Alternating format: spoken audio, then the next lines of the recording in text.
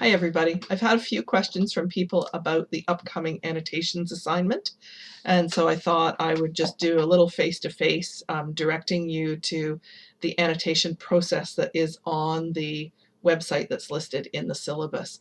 So if you go to researchsodel.wordpress.com, the URL that's in the syllabus, and click on the annotations tab or the annotation process tab, it goes through how you might go about doing the literature review. Now, I don't want you to reinvent the wheel for this. You've already done some literature around the topic that you've chosen and the issue you've chosen. And so what I would suggest you do is pick at least one of the articles for the annotations from what you've already been reading and reviewing. What people are doing for that annotations database, if they're starting afresh, is they begin with one article that they like about the topic that they have found helpful. And I'm paraphrasing what's on the annotation process. They take some keywords from that, they go into Google Scholar with the keywords and put that in and see what Google Scholar generates. And in Google Scholar, you will see citation counts under each article. So I suggest to people that they select a second article that has a relatively high citation count. And it has to be relative. Some topics, the citation counts might be 1,000. Other topics, a high citation count might be 6 or 10 as opposed to just 1 or 2. So you have to kind of look at what's coming up for your topic. And the suggestion for picking something with a high citation count is it's one that other people in that topic area are citing and are using. So it probably gives you something, not necessarily the best in the area, but something foundational.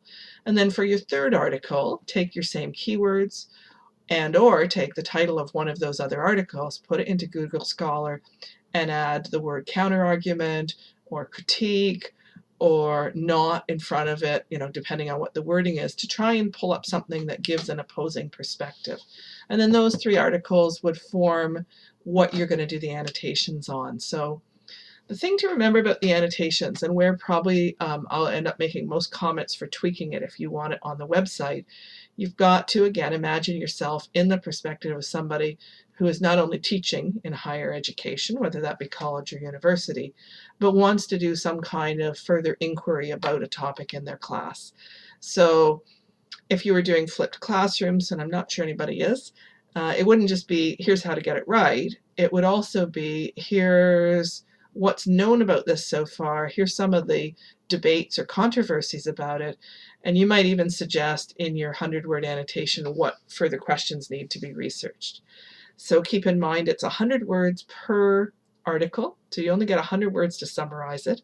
It obviously has to be different than the posted abstract, so plagiarism, unintentional or otherwise, is going to be a horrendous thing because I don't want stuff on the website that is not correctly cited. So, not just paraphrase it, but look at it not from the perspective of the abstract, but of, if I were teaching this topic and wanted to do further research on it with my class, what would I need to know? And then once you've done your 100 words for each of the three, you do a 100-word overview that's kind of an introduction to all of them.